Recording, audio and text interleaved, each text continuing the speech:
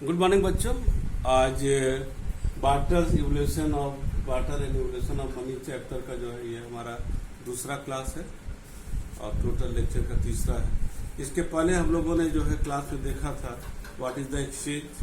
आपने पढ़ा भी होगा, ठीक से समझ में आ गया। नहीं आएगा तो जब सिस्टर जो है सैटरडे को जब भी ओपन करेंगे क्वेश्चन आंसर सेशन आप उसमें पूछ लीजिएगा और तब हम बता देंगे। नहीं तो लास्ट में जो है हम आपको कुछ दे देंगे कि आप हमसे कैसे डायरेक्ट कांटेक्ट भी कर सकते हैं। यहाँ पर जो है बार्टर इवोल्यूशन 2 में कल हम बार्टर पढ़े कि गुड्स एंड सर्विसेज के एक जो एक्सचेंज होता है उसको हम लोग बार्टर सिस्टम करते हैं। जब एक सामान दिया और अपनी ज़रूरत का और उसकी ज़रूरत का सामान हमारे पास था और दोनों के पास दोनों वो सरप्लस था तो हम लोगों ने एक दूसरे से एक्सचेंज कर लिया। That is the barter system. आज के इस सेशन में हम लोग पढ़ेंगे कि एडवांटेज क्या था और डिसएडवांटेज पॉइंट वाइज।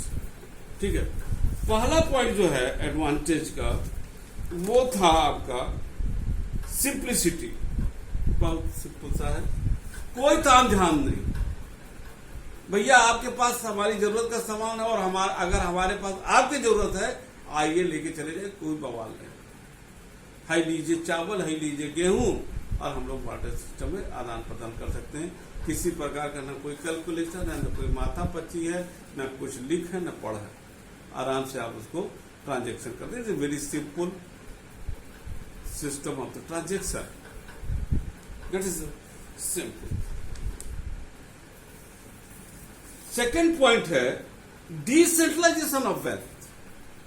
ध्यान दीजिएगा, ये थोड़ा सा टेक्निकल है, इसमें दीजिए देगा तो थोड़ा सा इसको डिटेल बताना चाहेंगे। देखो इकोनॉमी पॉइंट ऑफ व्यू से तो बहुत बड़ा प्रॉब्लम होता है हैव्स एंड हैव्स नॉट, अमीर और गरीब। क्यों होता है कि मुद्रा है, जब किसी के पास मुद्रा होता है वो अपनी सारी टेक्निक लगा के वो पैसे को अपने पास कर लेता है। दैट इज इंडिया में जो हमारी इकोनॉमी का सबसे बहुत बड़ा प्रॉब्लम है centralisation of wealth. The 70% of resources of the country is in the hands of the 1% of the people of the country. It is the biggest flaw in our system because the maximum resources of our country is held by a few number of people. It is not good sign of the economy.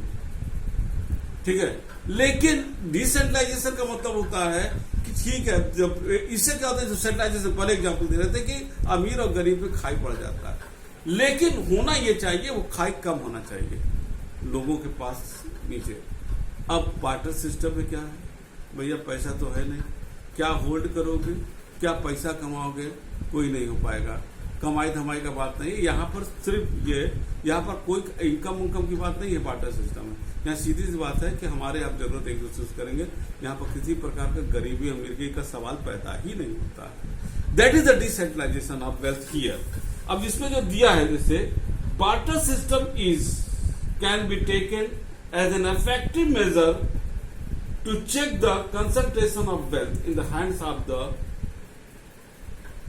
Of a section of community. कुछ लोगों के पास पैसा के इकट्ठा हो जाए, ये barter system में संभव नहीं है। Concentration of wealth in the hands of few people is not seen under the direct system of exchange. Since goods are exchanged for goods, it is not possible, तो मैंने वही बोला था गया, to store these goods for। अब हम सामान को तो इकट्ठा ज्यादा कर नहीं सकते भैया, जब मांगा होगा तो बेच देंगे, ठीक है ना। तो ऐसे सिस्टम में हमारा किसी भी प्रकार का अमीरी जो गरीबी का एक समाज में एक जो चलता है एक सोशल गैप, वो संभव, सोशल एंड इकोनॉमिकल गैप जो चलता है आज बहुत तेजी से ये चीजें हैं, ये संभव ही नहीं है क्योंकि हर व्यक्ति उतना ही बनाता जितना जरूरत है और थोड़ा सा जो ज्यादा बचता है उसको जो है किसी को दूसरे देकर उसके ज्यादा का सामान जो हमारी जरूरत का उसको ले लेता है। बस इससे ज्यादा यहाँ पर किसी प्रकार का इकोनॉमी यहाँ पर और नहीं चलता है। This was the decentralisation of wealth. Mutual cooperation, क्योंकि हमारी जरूरत का आपके पास है और आपकी जरूरत का मेरे पास है, यहाँ पर क्या है, हम जानते हैं कि बिना एक दूसरे के सहयोग से हम बार्टर सिस्टम कर ही नहीं सकते। इन दैट केस एक सहयोग की भावना समाज में आती है। क्योंकि जब समाज में सहयोग आजकल तभी हो पाता है जब हम एक दूसरे की जरूरतों को पूरा करते हैं। और यहाँ पर यह एसेंशियल है कि हमारा सामान, हम एक दूसरे की जरूरतों को का सामान अगर हमारे पास है, भाईचारा बना रहेगा, तभी वो सामान आदान प्रदान होगा।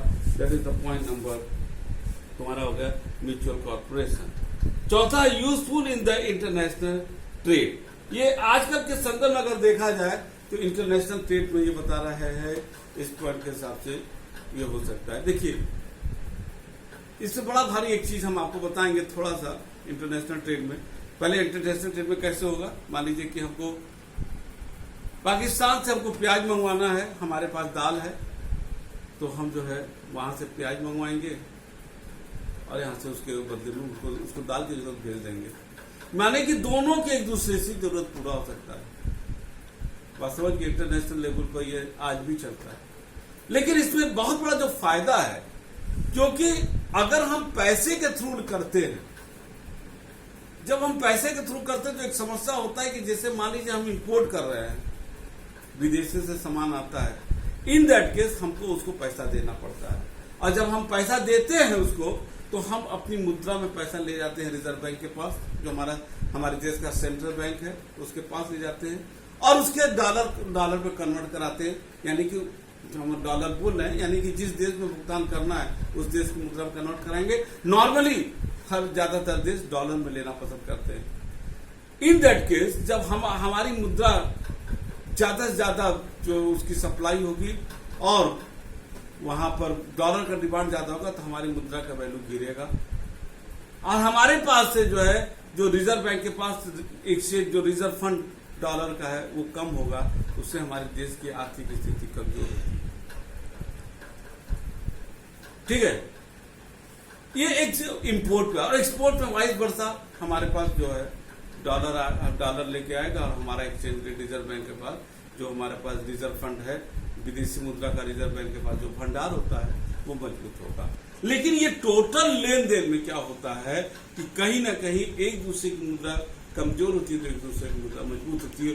और हर देश चाहता है वहां पर कि हमारी दूसरा मजबूत रहे, तो वो तमाम तरीके के वहां टैक्टिक्स अपनाता है।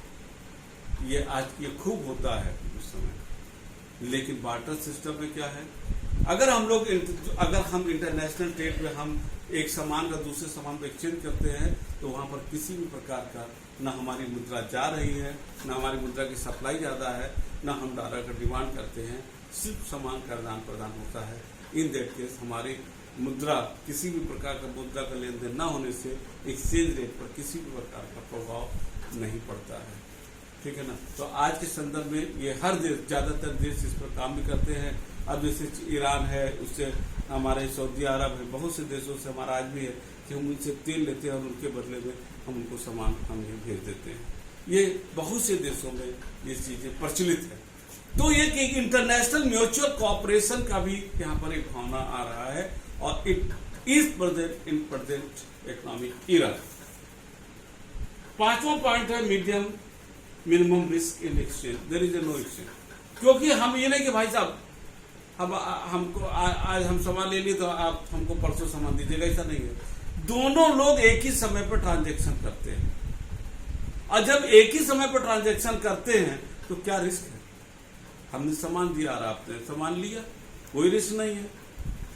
ठीक है ना, वहां पर खत्म बात।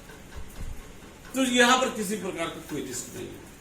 पांचवा है हार्मोनी अमंग द मेंबर। हमने ये बता भी दिया, तो म्यूचुअल कॉपरेशन पर रहेगा, लोगों में भावना अच्छी रहती है क्योंकि एक दूसरे के जो production for the social requirement. Many goods are perishable. Perishable मतलब नष्ट, जल्दी नष्ट होने वाला सामान। This is not an easy task to store all the goods for requirement. हम सारे सामान को स्टोर नहीं कर सकते। आप केला को स्टोर कर लीजिए, दाल को स्टोर कर सकते हैं, थोड़े दिन चावल कर सकते हैं, लेकिन सब्जी को, बहुत सी चीजें हम स्टोर नहीं कर सकते। कुछ चीजें कुछ दिन तक कर सकते, कुछ चीजें एकदम स्टोर नहीं कर सकते। ठीक है ना, यही चीज यहां दे रहा है। म्यूचुअल कॉन्ट्रैक्ट, सॉरी, तो many goods are perishable, this is not an easy task to store all the goods of the requirement.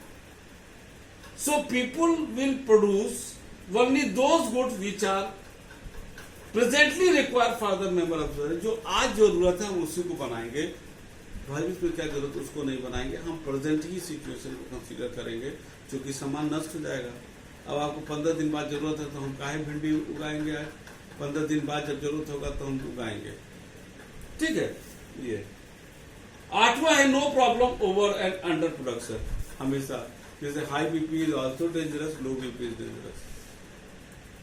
Sugar ज्यादा होना भी ठीक नहीं है और कम होने पर भी आदमी बीमार हो जाता है। उसी तरह प्रोडक्शन ज्यादा होने पर ज्यादा हो जाएगा, जब सप्लाई ज्यादा हो जाएगा तो उसकी वैल्यू मार्केट में गिर जाती है, कोई नहीं खरीदेगा। That is the problem of over production. Under production, सामान कम है, अनावश्यक जो है लोगों को नहीं मिलेगा तो एक पैनिक क्रिएट होगा। आज के समय में यही होता है, ओवर प्रोडक्शन अंडर प्रोडक्शन का प्रॉब्लम होता है, जिससे वजह से हमारे इकोनॉमिक सेक्टर में उसका रेट बहुत ही फ्लक्चुएट अप डाउन करता है। लेकिन बार्टर सिस्टम में there is no chance of the over production and under production, so there will be no economic problem in the society and the country. ठीक है, ये था आपका एडवांटेज। अब हम आते हैं डिसएडवांटेज के उसमें। डिसएडवांटेज में lack of double coincidence of want, सबसे पहला प्रॉब्लम, बहुत जेन्युइन प्रॉब्लम है। अब आज के संदर्भ में ले लीजिए, हम क्या भैया कॉमर्स पढ़ोगे तो भिंडी वाला कहेगा नहीं सब कॉमर्स नहीं पढ़ेंगे, हमको भिंडी की जरूरत है, कैसे होगा? तो ये सबसे बड़ी समस्या है कि ऐसे व्यक्ति को दो व्यक्ति मिले जो जिनके पास सरप्लस वो सामान है जो दूसरे की जरूरत है। और ऑलमोस्ट वी मे से here this is the almost impossible thing even which really will happen. आज के समय में क्या है, हम लोग पैसा लेके गए, सब्जी लेके चले, अब जिसको कॉमर्स पढ़ना वो हमको पैसा देगा और उस पैसे से जाकर हम तमाम काम कर लेंगे। ये थोड़े नहीं खोजना है भैया जिसको कॉमर्स पढ़ा, क्या नहीं साहब कॉमर्स नहीं पढ़ना, हमको फिजिक्स पढ़ना है तो हमको भिंडी नहीं मिलेगा। तो सबसे बड़ी समस्या यहाँ पर हो गई कोइंसिडेंस। खोजिए कि हमारी जरूरत किसके पास है। डिवीजन और सब डिवीजन। अब सबसे दूसरा चीज डिवीजन। मान लीजिए हमको बकरी की जरूरत है, हमारे पास भैंस है और उसके पास एक बकरी है, ठीक है। अब या हमको आधे बकरी की जरूरत है, कैसे होगा? काटेगा कैसे, सामान बांटेगा? क्योंकि एक भैंस का बराबर एक बकरी नहीं है। तू कहेगा साहब हम एक बकरी दे देंगे, तो हम कहेंगे देखो 2 बकरी लेंगे, क्या हमारे पास एक बकरी है, आधा भैंस दीजिए आप हमको, हम कैसे दे देंगे? तो बांटना सबसे बड़ी मुश्किल काम था कि कोई आज तो आप पावर भी लेना हो, 1 किलो लेना, 5 किलो, 10 किलो, जो लेना पैसा दीजिए लेके चले आइए, 50 ग्राम से लेकर कुछ ले लीजिए। लेकिन ऐसा उस समय संभव नहीं था क्योंकि कोई भी आधार नहीं था बांटने का, क्योंकि कोई वैल्यू ही नहीं थी किसी की, किस आधार पर बटेगा? तीसरा पॉइंट है जो वो है lack of common measure of value. हम कैसे आंकेंगे किसी की वैल्यू? आज गेहूं अगर 20 रुपया है तो चावल 40 रुपया, तो हमको मालूम है कि 2 किलो गेहूं का बराबर 1 किलो चावल है। उस समय नहीं चलता, उस समय 1 किलो गेहूं 1 किलो चावल बराबर हो गया, ठीक है ना। जैसे टिकट के लाइन में जो है चाहे वो कोई व्यक्ति हो, सब लाइन में सब बराबर है, वो यहां पर भी यही चल रहा है, ठीक है। तो यहां पर जो दे रहा है lack of common measure of, since there is no common measure of value, कैसे उसको ले? It is difficult to compare the value of different commodity under the barter system of exchange. Suppose 2 person है agree to exchange their commodity with oil, अब उसका rate कैसे निकालोगे? आज ही आप लेने चले जाइए काजू, 1 किलो काजू 1 किलो चावल बराबर है? 20 किलो चावल आ जाएगा उसमें। लेकिन मेजर वैल्यू नहीं होने के कारण उस समय ऐसे ही होता था। ये दूसरा एक बहुत बड़ा प्रॉब्लम था। चौथा है difficulty in storing wealth and lack of means of storing value, बहुत important. Commodity of perishable nature can not be store for a longer time, ज्यादातर हम स्टोर नहीं कर सकते हैं। द वैल्यू ऑफ कमोडिटी में आल्सो बी डिटेरियोरेटिंग। देखो आज क्या होता है, कोई भी सामान जब हम बैंक में पैसा रखते हैं तो पैसा ही सिर्फ स्टोर नहीं कर रहे हैं, वहां उसकी वैल्यू भी स्टोर करते हैं। लेकिन बार्टर उस समय क्या था, सामान है, सामान की वैल्यू धीरे धीरे घटती है, उसका क्या घटते, वहां वाटर सिस्टम में किसी प्रकार का न होने के कारण क्या उसकी वैल्यू को हम स्टोर कर पा रहे हैं? अब इसको ध्यान से सुनना। Difficulty in storing wealth and value, commodity perishable nature can not be store long time, और जिसकी वजह से उसका वैल्यू घट जाएगा। Goods like food grain, animals, furniture, machine can not be store as wealth for future use. This barter system does not provide satisfactory method of storing, lack of transfer of value. हम एक जगह से दूसरे जगह नहीं भेज सकते। अब हमको जमीन चाहिए यहाँ पर दिल्ली में, और हमारी यहाँ जमीन है, तो कैसे ले जाओगे उसको? कैसे वाटर सिस्टम पूरा? आज क्या है, यहाँ की जमीन बेचिए, पैसा है, दिल्ली में जाके, दुनिया में कहीं भी जाके खरीद लीजिए, लेकिन यहाँ पर वैल्यू ट्रांसफर नहीं हो पाता था। डिफिकल्टी इन डेफर्ड पेमेंट, जब प्रेजेंट जरूरत पर सामान बिकता है। आज क्या है, हमने अपना सामान बेचा, पैसा मिल गया, हमको 2 महीने बाद जरूरत है, हम उस समय खरीदेंगे। या हमने किसी को सामान दिया, उसे कहे देखो 100 रुपया का है, आप 1 साल बाद दोगे तो 120, तो पेमेंट हम बाद में दे सकते हैं।